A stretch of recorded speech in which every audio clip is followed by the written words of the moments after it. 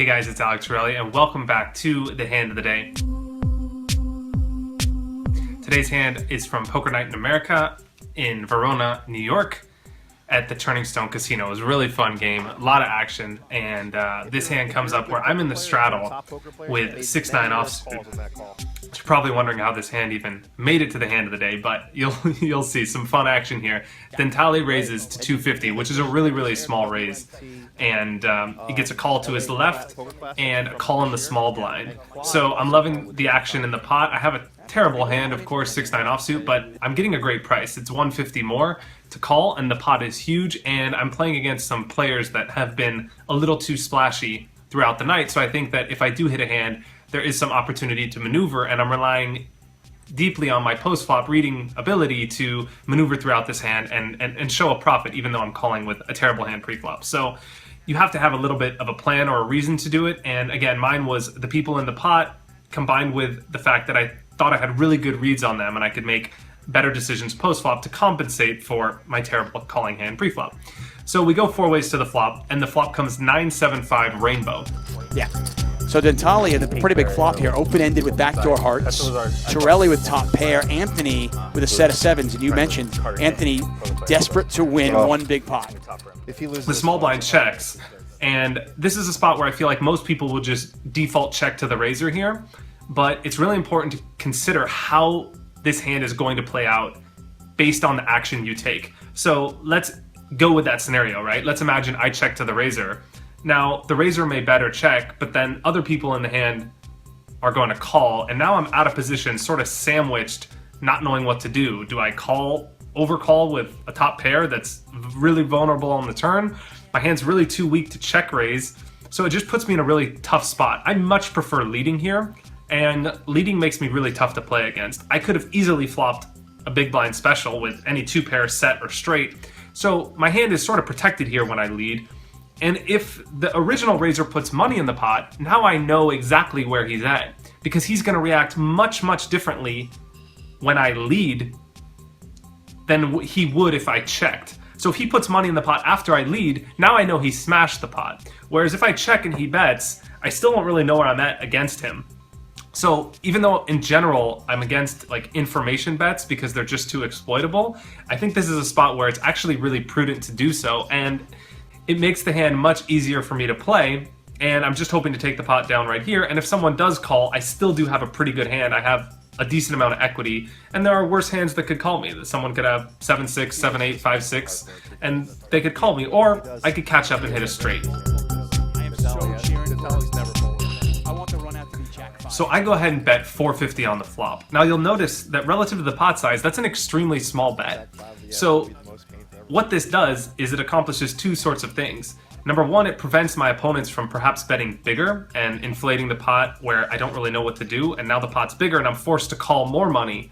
Whereas by betting smaller, I can dictate the action that I want to put in the pot. Number 2 is I feel like I can get away with this bet because I don't feel like all my opponents were completely aware of the pot size, and they probably weren't concerned about the bet sizing I made being indicative of strength or weakness. I think that in this spot, when the big blind leads, they're just going to play their hands. If they flopped a lot of equity, they're going to continue. And if they didn't flop equity, they're going to fold regardless of the sizing I made it. So I could get a ton of information by betting less than half the pot here, and secondly, prevent myself from having to put more money in the pot in a situation that I don't really like. So depending on who your opponents are and depending on what hands you could represent, it's not just about my opponents here, it's about the fact that I'm in the big blind and I could represent strong hands with my bet. I could potentially take advantage of the hand and dictate the tempo on my own terms. So I went ahead and bet 450. Dentale called. The other guy folded, and Anthony in the big blind called as well. So I'm not loving my hand at this point. When the razor calls a bet here, even though Dentale had been a little aggressive in certain spots, he wasn't really the type of player to be aggressive post-flop, and he's especially not going to call here with nothing. He had to connect with this board in some way. I also don't think he's the type of player to necessarily raise me with an overpair here. He was pretty cautious post-flop, so he still could have anything from 10s to aces in his range here, which makes me not love my pair of 9s. Please raise, please raise. He didn't raise. Oh, man. Come on, man. So we go on to the turn, which is presumably one of the best cards for me. It is a blank. It's an offsuit deuce.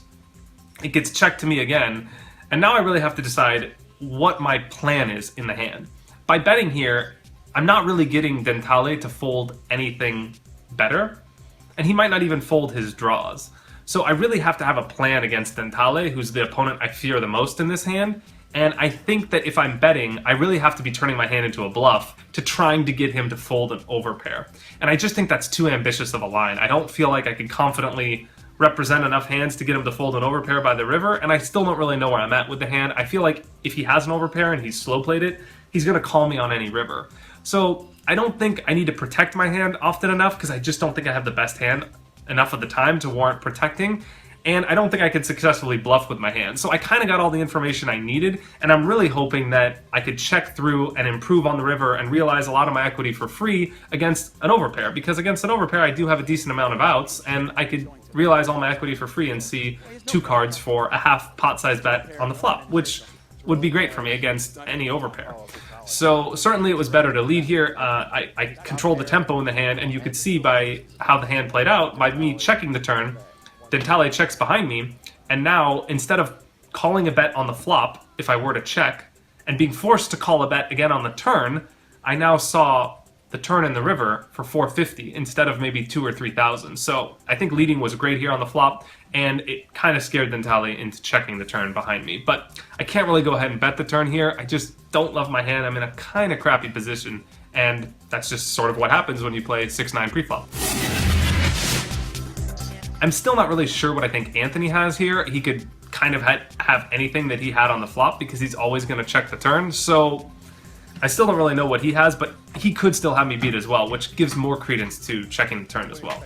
So we go on to the river, which is pretty much a gin for me. It's an amazing card, an offsuit 9. Oh, wow. Really bad card here. Come on, Anthony. Just move all in.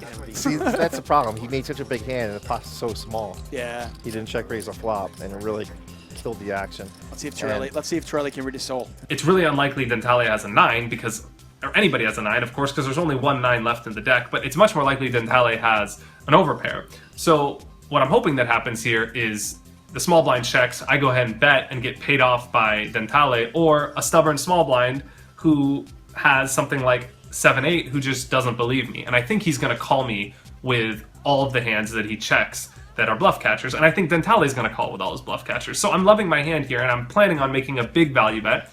The pot's 2,400. I'm planning on betting 2,000 when it's checked to me and winning the pot, and I'm pretty sure I'm getting paid here. I would never bluff in this spot. I was a little shocked when Anthony let out for 3,000. Now, he had been really aggressive, bluffing a ton, and he had bluffed off a few stacks earlier in the day.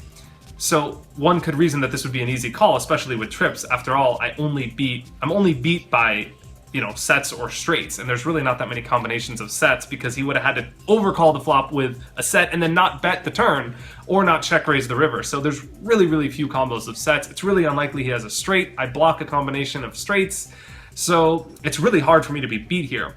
But I just felt like something was wrong, and the bet screamed like he wanted to be called. And I think that instead of sitting here and analyzing all the situations, I folded in like less than 2 seconds. The pot's small, so it's not going to be that big. He bets 2,200. Yeah, well, Wow! No, Torelli's hand must be wrong. He must not have the 9 of spades. Really? He just went straight up fold. Maybe he had a read. But instead of getting into all this mental mind games that sometimes people play with themselves where, oh my gosh, I have to call, this guy's been super active, he's been bluffing a ton, I have to call and pay him off here because this is the best hand I could have, and folding here is exploitable, all these things that people tell themselves, I think that you should use raw instincts some of the time. And this is a spot where I just looked at him and I was like, he's value betting. This guy's got it. Would have, but you would have thought about it. I'm telling you, he would have thought. He's not the type of player just to make a snap There's no decision. way. Yeah, there's no way. I'm with you on that. Like he probably Certainly not with top pair. And so I know right away that I'm beat, and instead of talking myself into a bad call, I just folded right away. And generally when you get those like pings of instinct, they're usually right. And that's what poker players should rely on, and that's what makes you talented at poker, is your ability to read other people and just be intensely present and aware of what's happening in that current situation. So my read on him was that he was value betting. I know I'm beat, and I just folded. So I turned out to be right. I think it was pretty sweet spot to fold really quickly there, and I think I threw him for a loop. It made it seem like I had nothing. You just can't fold there, and he didn't even think about it. You think the we had to have Torelli's hand wrong. Must have, okay. He just didn't even consider it. Anyway, I hope you keep in mind the point is just to like be able to trust your raw instinct and read your opponent some of the time and not level yourself into making a bad decision. So hope you took something away from it. That's it for the hand of the day. If you like the channel, click here, subscribe. You'll see more of these coming your way, and I'll see you guys next time. Thanks for watching. The trip lines? You just fold the trip lines? Yeah. Too rich? That was a beat. He's gangster though. There's no you gotta pay him off. I make a lot of big folds. I know, but with Rich, you gotta pay him off. Fold it. You would have never folded him on that quick. You folded an ace to him? Yeah. It was a good fold. Ace jack. Hearts.